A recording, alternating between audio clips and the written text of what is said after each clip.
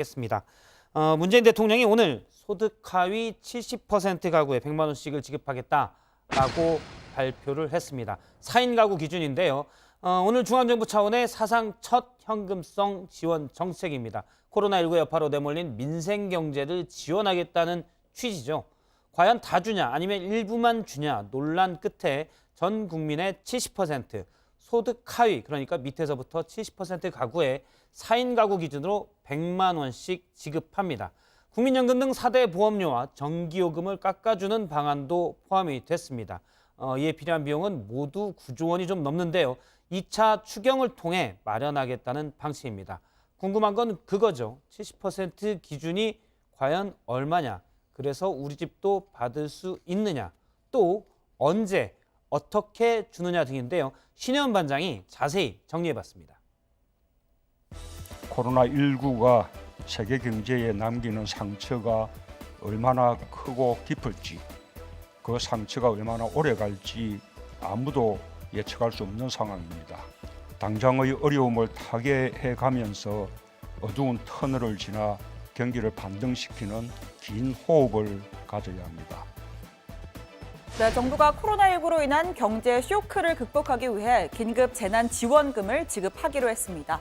관심은 누가 얼마를 받느냐인데요. 이 결정이 쉽지 않았습니다. 여당인 민주당은 국민 전부에게 주거나 적어도 70%의 1인당 50만 원씩은 지급해야 한다고 요청했는데요. 이 경우에는 약 18조 원이 필요했습니다. 곳간 사정을 고려할 수밖에 없는 기재부는 난색을 표했죠. 중위소득 100%, 즉 국민 절반에 4인 가구 기준 100만 원 상당을 지급하는 방안을 제시했습니다. 자, 결론이 어떻게 났을까요? 국민의 소득 하위 70%, 즉 1,400만 가구를 대상으로 4인 가구 기준으로 100만 원을 지급하는 것으로 설계하였습니다. 1인 가구는 40만 원, 2인 가구는 60만 원, 3인 가구는 80만 원, 그리고 4인 가구 이상은 100만 원을 지급받게 될 것입니다. 그러니까 지원 범위는 절반 이상으로 늘리되 규모는 기재부안을 따르는 절충점을 찾은 겁니다. 소득 하위 70%, 1,400만 가구가 대상이고요. 지원 금액은 가구 원수에 따라 차등을 두어서 1인 40만, 2인 60만, 3인 80만, 4인 가구 이상은 100만 원으로 결정했습니다. 그러니까 식구가 5, 6명이어도 한도는 100만 원인 겁니다.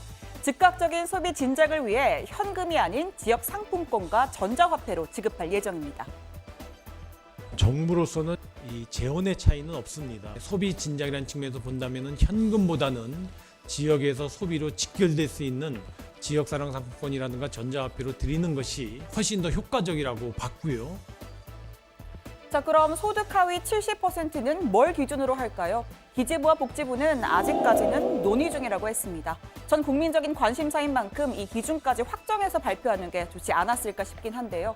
아무튼 현재로서는 기준 중위소득 150% 이하가 될 가능성이 높아 보입니다. 말이 조금 어려운데요. 우리나라에서 제일 많이 버는 사람부터 순위를 매겨서 쭉 세울 때 딱 가운데 서 있는 사람의 소득이 중위소득입니다. 중위소득 100%가 딱 이 자리고요. 그 위로 올라가면 130, 150%, 아래로 내려가면 70%, 50% 이렇게 되는 겁니다.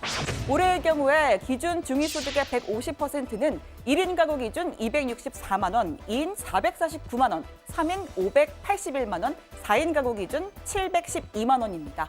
그러니까 우리 가족이 4명이고 총 소득이 712만 원 이하다 하면 지원받을 수 있다고 생각하면 되는 겁니다. 물론 아직까지는 가정입니다. 자, 그런데 여기서 문제가 또 있는데요. 내 소득을 딱 회사에서 주는 월급으로 할지 아니면 내가 가진 집, 자동차, 금융재산도 소득으로 환산해서 합친 소득 인정액으로 할지 이것도 좀 명확한 설명이 필요합니다. 보통 이런 정책이 나오면 월급은 영원인 무직인 건물주도 돈을 받느냐라는 질문이 나오는데 여기에 대한 기준이 확실하지가 않은 것이죠. 자, 만약에 이 소득 인정액이 기준이 된다고 해도 이거 산출하기가 꽤나 복잡합니다. 근로, 사업소득에다가 부동산, 전월세 보증금, 주식 등의 금융재산을 각 비율을 곱해서 더하고 또 계산해야 합니다. 혼자서는 쉽지가 않고 도와주는 정부 사이트 복지로가 있는데요.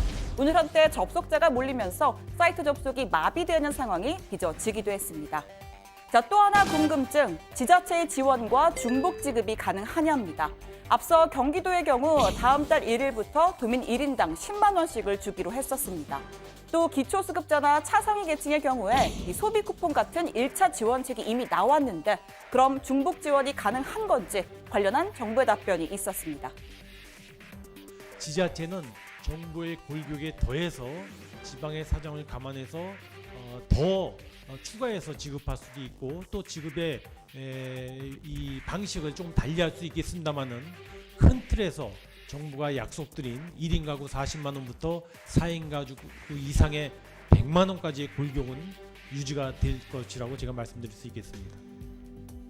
그러니까 정부는 기본 골격대로 지원을 하고요. 더 줄지 말지는 지자체가 자율적으로 결정할 수 있다는 겁니다.